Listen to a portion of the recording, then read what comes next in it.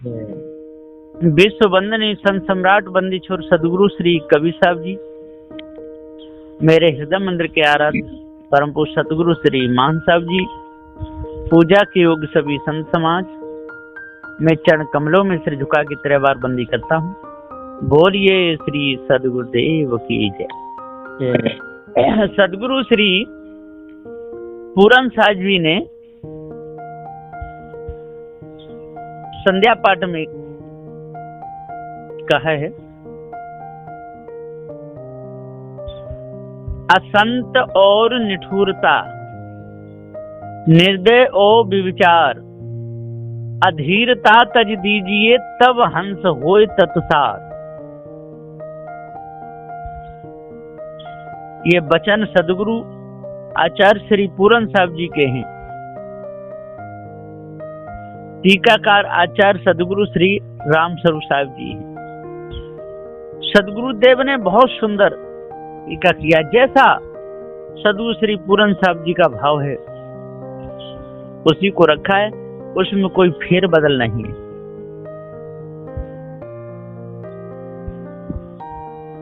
तो सदगुरु देव ने बहुत सुंदर प्रकाश डाला है। श्री साहिब जी कहते हैं कि हे संतो, अपने कल्याण के लिए साधु होकर सभी प्रकार के दुर्गुणों को त्याग दो, अर्थात सद्गुणों को धारण करो।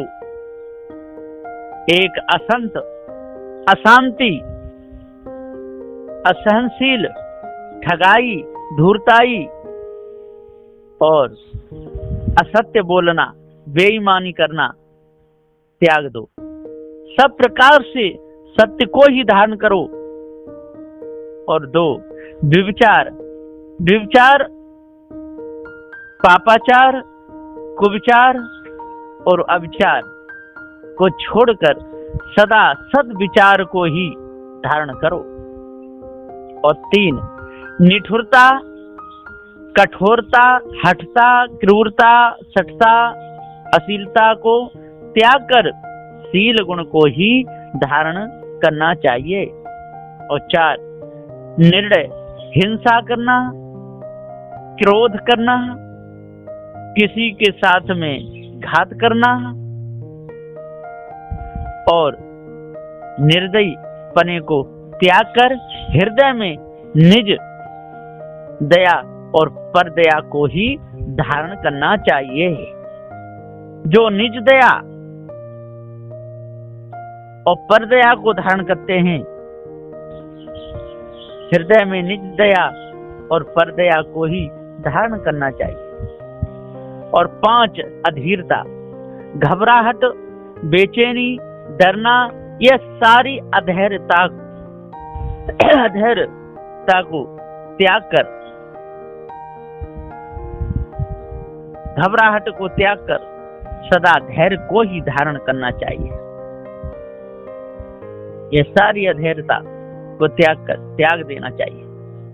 इस प्रकार से असंत, व्यभिचार, निठुरता, निर्दय और अधीरता, इन सारे अवगुणों को त्याग देना चाहिए। इनके बदले सत्य, विचारशील, दया, धैर्य, विवेक, वैराग्य, गुरु भक्ति, ये तो 8 महासद्गुण हुए। लेकिन यहाँ पर सदगुरुदेव ने इन 5 को बताया है। सत्य, विचारशील, दया और धैर्य, इन 5 शुद्ध तत्वों को हृदय में धारण करना चाहिए। जो मनुष्य अब अवगुणों को त्याग कर और सद्गुणों को धारण करता है, वह मनुष्य पारखी हो जाता है, हंस गुणों को धारण कर लेता है। हंस गुण धारण कर लेता है वह। और जब तक हंस गुणों को धारण नहीं करेगा तब तक भटकता डोलेगा। जो इन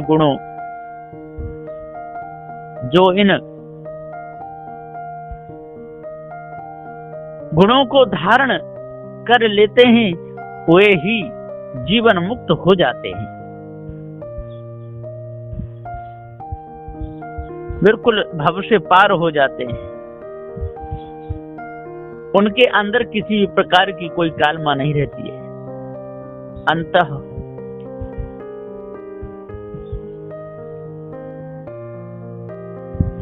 अंतःकरण उनका बिल्कुल शुद्ध साफ हो जाता है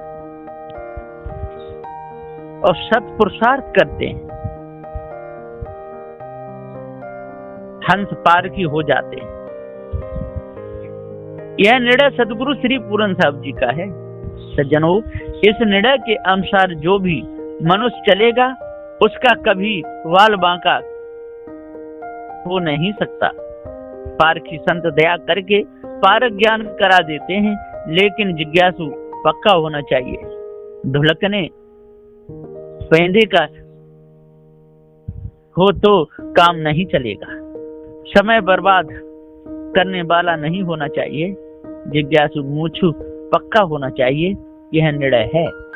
जिस दिन आपको पता चल जाएगा कि मैं शरीर नहीं हूं, उस दिन से आप अपने आप को शरीर से अलग महसूस करोगे। फिर कभी नहीं कहोगे कि मैं शरीर हूं। मैं अविनाशी चेतन जीव हूं। शरीर जड़ है। दुख मेरे में है ही नहीं। चिंता सभी प्रकार की मिट जाएगी। सदगुरुदेव कहते हैं कि चिंता मत कर, जो तूने औरों के साथ किया है वही कल तेरे साथ में होने वाला है। यह कर्म क्षेत्र का नियम है। कर्म क्षेत्र में जैसी करनी तैसी भरनी।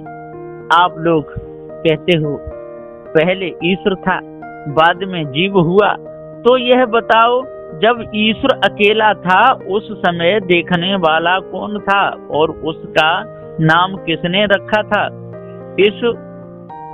इसका न्याय किसके पास है? सदगुरुदेव कहते हैं इसका न्याय तो किसी के ही पास नहीं है। जो सारे के सारे धोखे में जी रहे हैं, भटकते भूले डोल रहे हैं।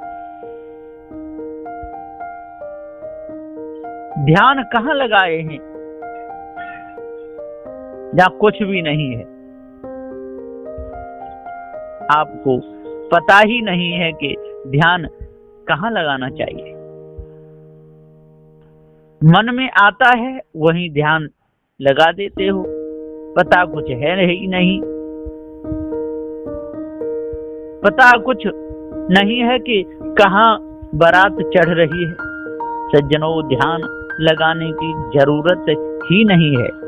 जहां भी ध्यान लगाओगे वह अपने से भिन्न होगा। आप ध्यानी सत्य हो। जिसका ध्यान लगा रहे हो वह आप नहीं हो। आप उस ध्यान से अलग हो। ध्यानी कभी ध्यान नहीं हो सकता। जो ध्यान से अलग हो, ध्यानी कभी ध्यान नहीं हो सकता। जो ध्यान को ही सब कुछ मान लेते हैं वे धोखा खा जाते हैं। जो अपने से भिन्न किसी कर्ता को मान लेते हैं वे अपने स्वयं स्वरूप को भूले हुए हैं। जब तक अपने आप को नहीं जानोगे और तब तक ध्यान में ही उलझे रहोगे। ध्यानी को जान ही नहीं पाओगे। मुख्य निर्णय यही है। ध्यानी ध्यान करने वाला चेतन जीव है और ध्यान यह सारा संसार है। बार बार इस संसार के ध्यान में यह ध्यानी अपने आप को भूल जाता है। जब इसको पारक ज्ञान के द्वारा यह पता चलेगा कि मैं ध्यान नहीं हूं, मैं तो अजर अमर अखंड नाश रहित चेतन जीव हूं, तब ध्यान से पीछा छूटेगा। नहीं तो ध्यान में ही फंस कर यह ध्यानी बार बार आवागमन में ही पड़ा रहेगा। इसलिए सदगुरुदेव कहते हैं कि भाइयों, जब तक आप अपने आप को नहीं जानोगे, जब तक ध्यान में ही उलझे रहोगे, है ना, ध्यान की प्रक्रिया नहीं समझोगे और ध्यान को ही अपना स्वरूप मान लोगे, शरीर को ही अपना स्वरूप मान लोगे, तब तक आपको अपने आप का ज्ञान होगा ही नहीं। सारे संसार के लोग अपने से भिन्न परमात्मा को मानते हैं और कहते हैं कि परमात्मा का साक्षात्कार भी किसी को नहीं हो सकता, आत्मा का साक्षात्कार किसी को नहीं हो सकता, ब्रह्म का साक्षात्कार किसी को नहीं हो सकता, है ना। ये जगत अनादि है, इस जगत को देख करके पता चलता है कि किसी ने बनाया होगा। जब अनादि है तो किसने बनाया होगा? किसी ने नहीं। अनादि का कोई कर्ता होता ही नहीं। फिर उनसे कहा जाता है कि वो परमात्मा इस संसार को बनाने वाला कैसा है, कहाँ रहता है, कि नहीं उसका तो ध्यान करो, ध्यान में जो आवे उसी को मान लो।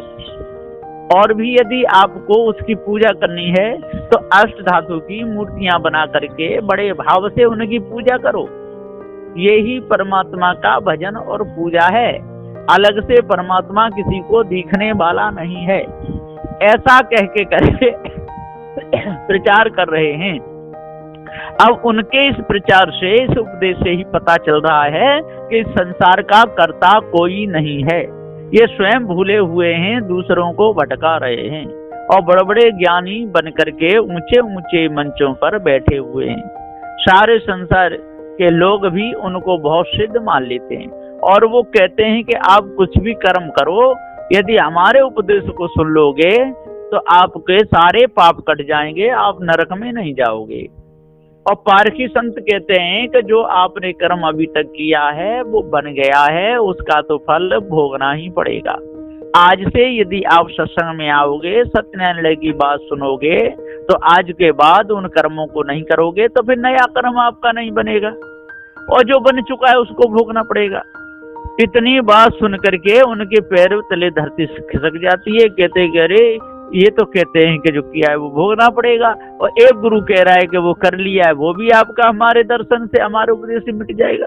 इसलिए सारे संसार के लोग बुरे से बुरे कर्म करते रहते हैं और इन ठगिया लोगों के चक्कर में फंसे रहते हैं, उनको कमा कमा के देते रहते हैं, उनके दर्शन करते रहते हैं।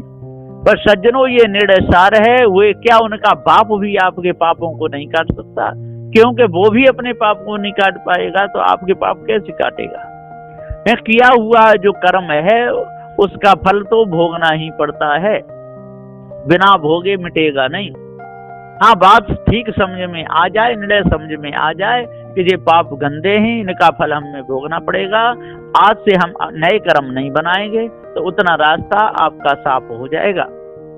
लेकिन इन ढोंगी लोगों के चक्कर में नहीं फंसना।